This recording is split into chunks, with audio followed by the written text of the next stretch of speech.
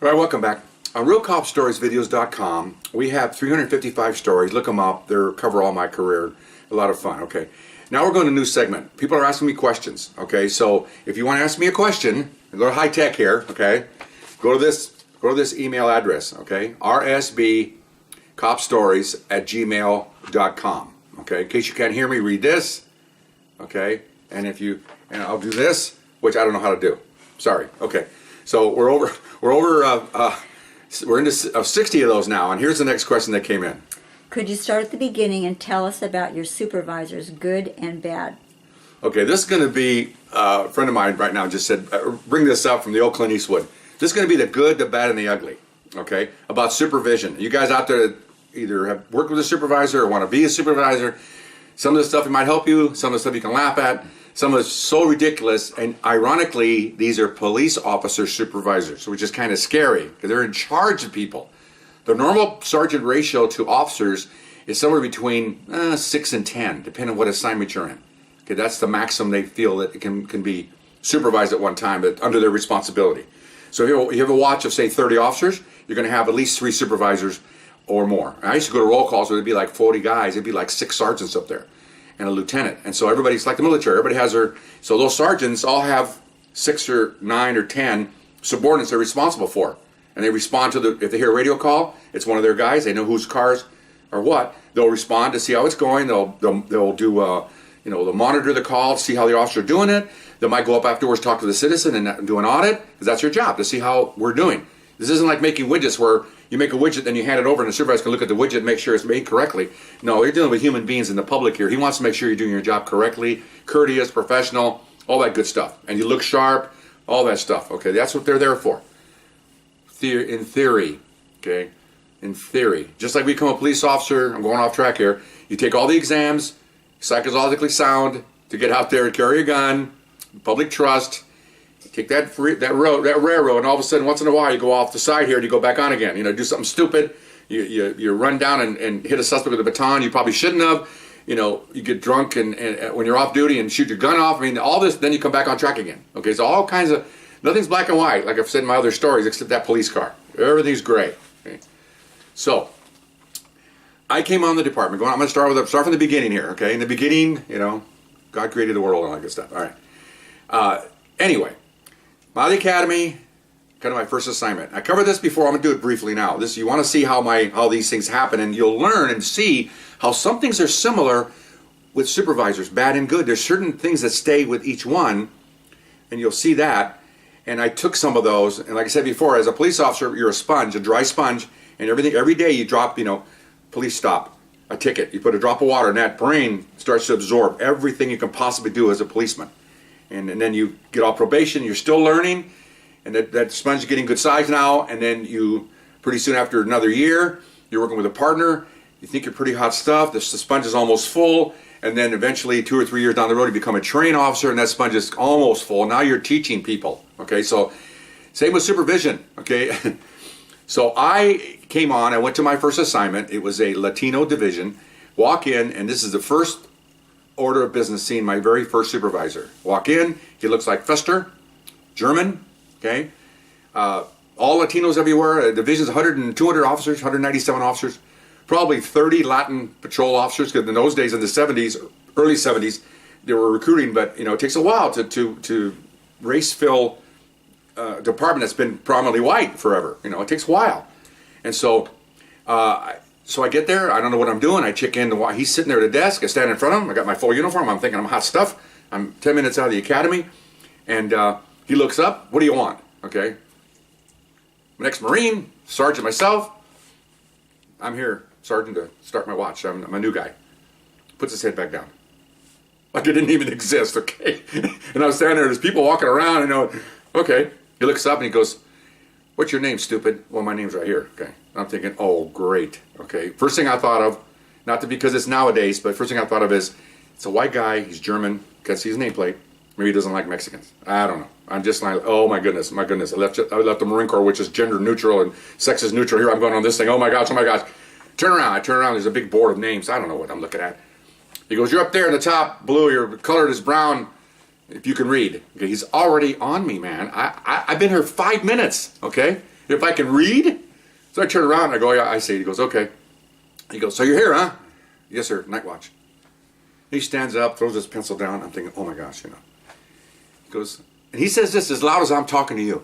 This is what he says. In a room, people walking and coming and going. The desk is over there with the public, you know, record bureau. Another Mexican. They sent me another goddamn Mexican. How many Mexicans am I going to get? I'm hip deep in Mexicans. Oh my gosh.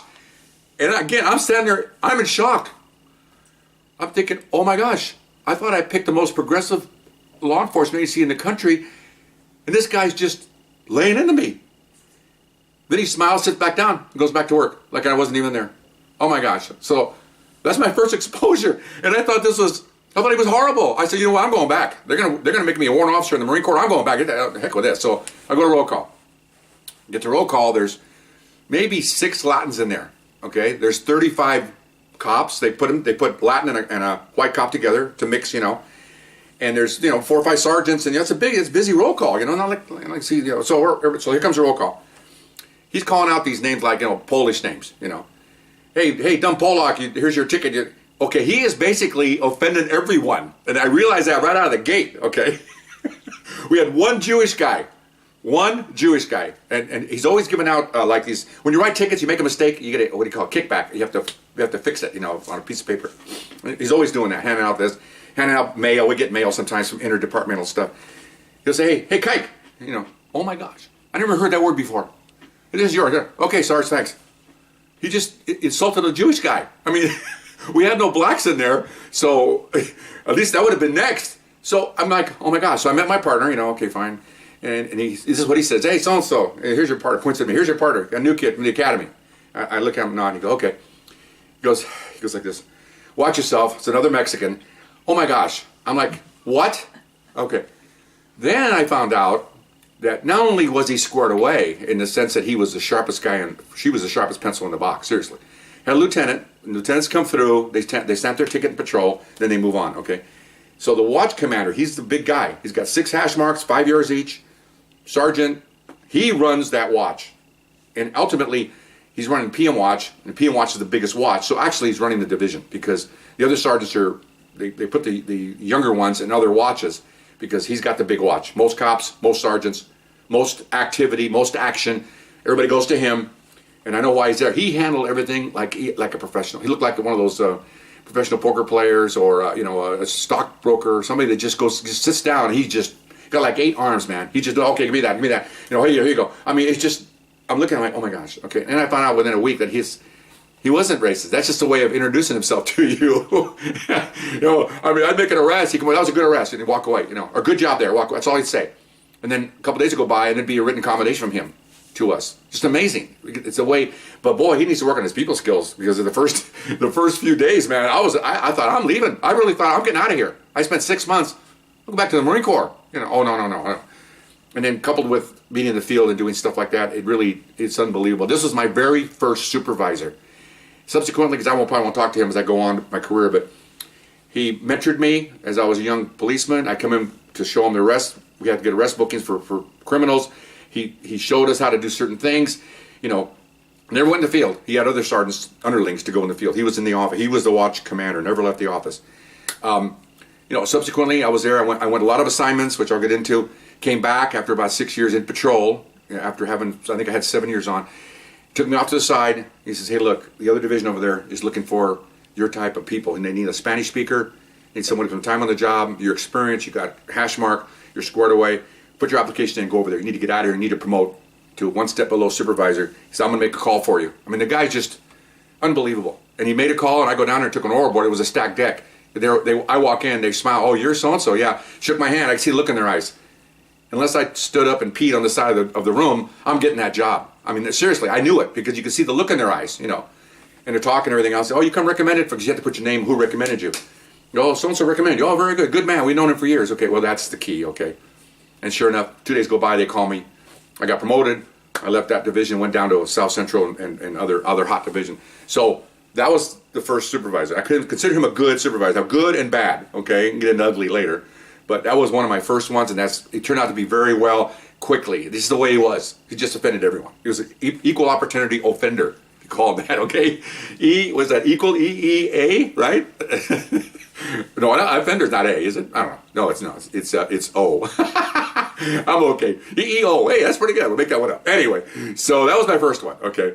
So let's go to the next one. Okay. So now I'm working, and I'm there about I don't know, a month. Okay, and I don't know anything. You know, I told you that when you go to the academy, you learn a lot of stuff.